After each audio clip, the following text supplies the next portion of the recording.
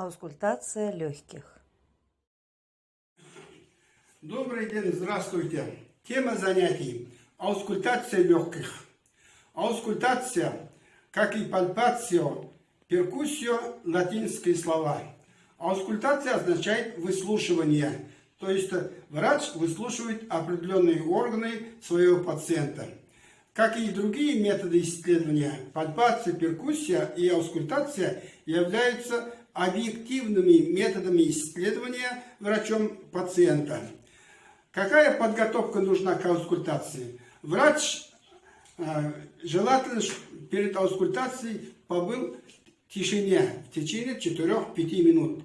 В таком случае лучше воспринимаются тихие звуки и лучше выслушивается пациент.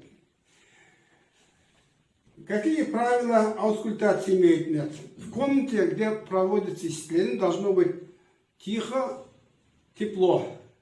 Пациент по нашей просьбе раздевается до пояса и занимает положение стоя. Либо аускультацию можно осуществить положение сидя. Аускультация проводится в таком же последовательности, как и пальпация, перкуссия. То есть врач выслушивает симметричные участки легких, надключичная область, подключичная область слева-справа, передняя стенка грудной клетки, подмышечные области, а также далее осуществляется надлопаточная область, межлопаточные, подлопаточные области. Таким образом осуществляется аускультация. В каждой точке аускультации следует выслушивать 2-3 дыхательных циклов. Если появляется подозрение на наличие изменений или аускультативные данные неясные, нечеткие, то следует слушать больного на фоне глубокого вдоха и выдоха.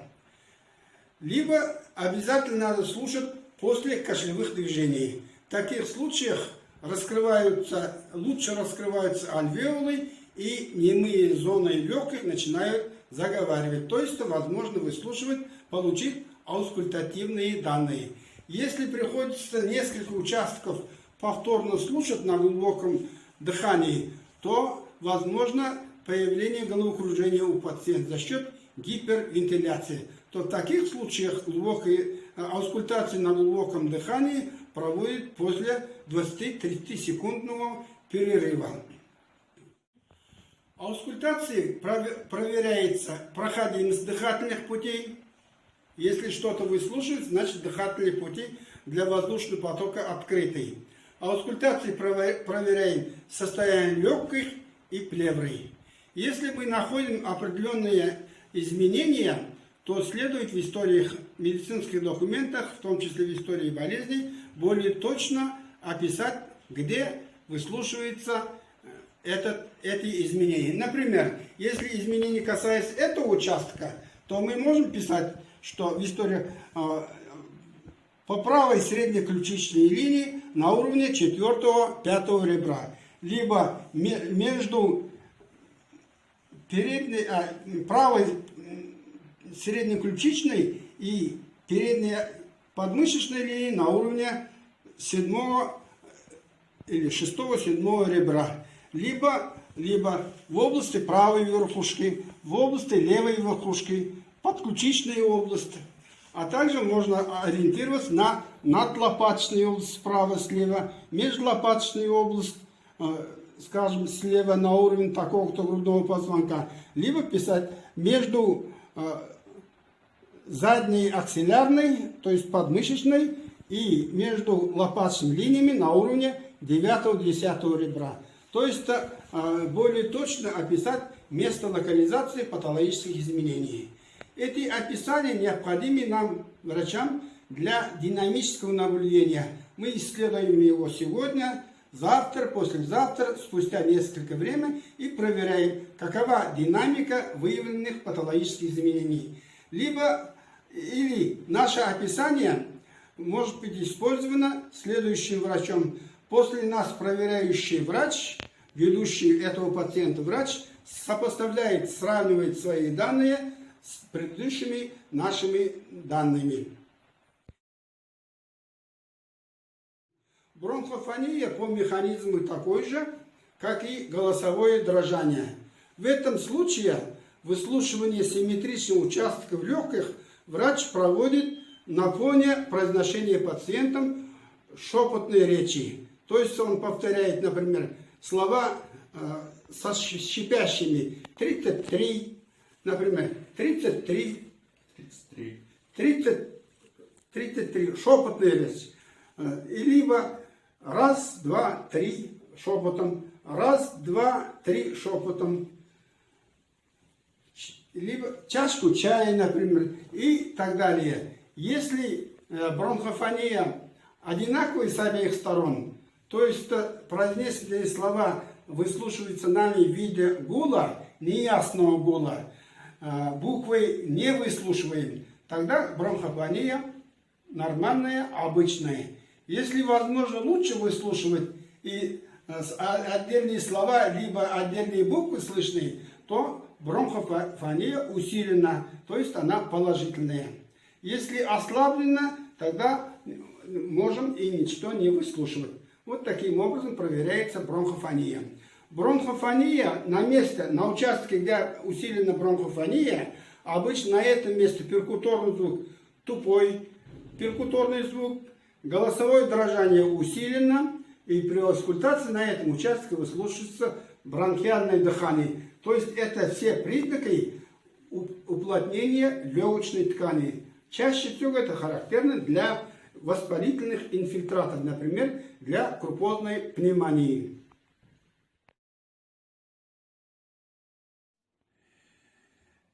Везикулярное дыхание. Оно выслушивается над неизмененными легкими. Это дыхание характеризуется как слабый шум, нежный, мягкий, равномерный дыхательный шум. Они образуются в результате наполнения альвеол воздухом. Альвеолы, наполняясь воздухом, расправляются стенкой и подвергаются колебательным движениям. Эти движения выслушиваются нами как везикулярное дыхание. Поэтому везикулярное дыхание называют еще альвеолярным дыханием. Везикулярное дыхание выслушивается на протяжении всего вдоха и начальной части выдоха, не прерываясь. Воспринимается как присасывающий звук при произношении буквы F таким образом. Изменение везикулярного дыхания бывает в виде его ослабления или усиления, а также возможно изменение везикулярного дыхания в виде жесткого дыхания, саккадирного дыхания. Ослабление везикулярного дыхания связано с гиповентиляцией или недостаточным поступлением воздуха в определенные участки тела, в определенные участки легких. Ослабление также бывает при утолщении грудной стенки, например, при ожирении. Усиление везикулярного дыхания – это результат гипервентиляции легких, например, после физической нагрузки. Либо, возможно, так называемая компенсаторная гипервентиляция. Скажем, один участок легкого поражена, выключена из акта дыхания, соседние здоровые легкие подвергаются гипервентиляции. Саккадирование дыхания – это неравномерное дыхание. Дыхательный шум то усиливается, то ослабевает или становится прерывистым. Жесткое дыхание, как патологические формы везикулярного дыхания, формируется при сужении бронхов, при наличии уплотнений перебронхиальной ткани. Поэтому воздушный поток при жестком дыхании теряет свой равномерный ток, подвергается колебательным движениям,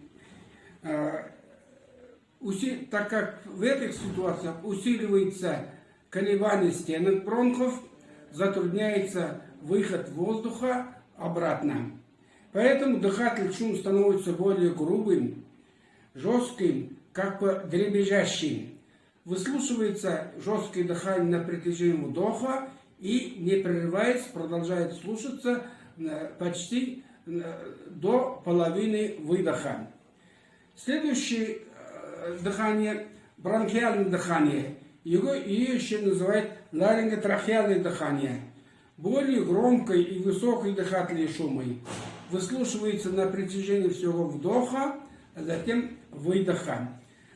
Бронхиальное дыхание связано с колебаниями голосовых связок при прохождении воздушного потока через голосовую щель при вдохе и при выдохе. В отличие от визикулярного дыхания, бронхиальное дыхание дает прерывание по выслушиваемости. Между вдохом и выдохом появляется перерыв. По характеру бронхиальное дыхание напоминает продолжительный звук «х». В норме выслушивается бронхиальное дыхание над гортанью. У лиц тонкой грудной клетки это дыхание может продолжать выслушиваться до рукоятки грудины спереди и до уровня 4-го грудного позвонка сзади. В других участках бронхиальное дыхание в норме не выслушивается. Его появление этого дыхания всегда свидетельствует о патологии со стороны легких. Следующее дыхание – бронховизикулярное дыхание.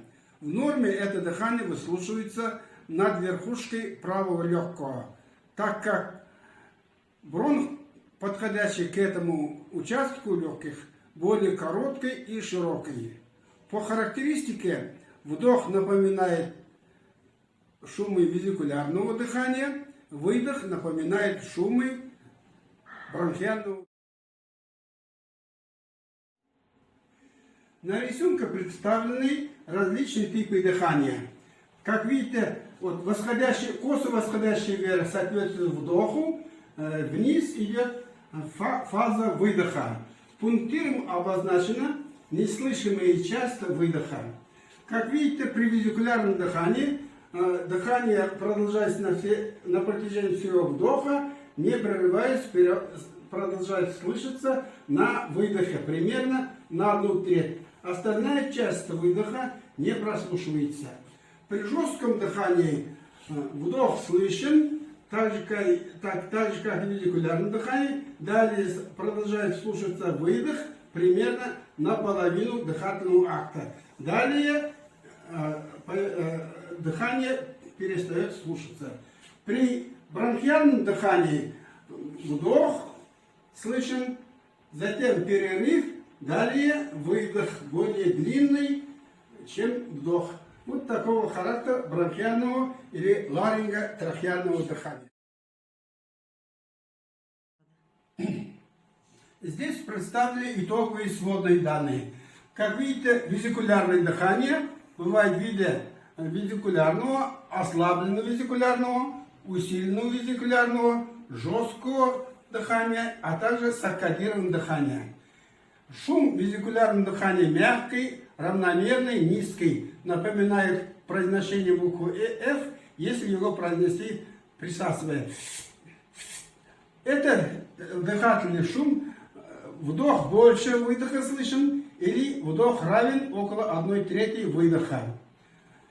При бронхиальном дыхании дыхательный шум грубый, высокий, напоминает произношение буквы «Х», таком например.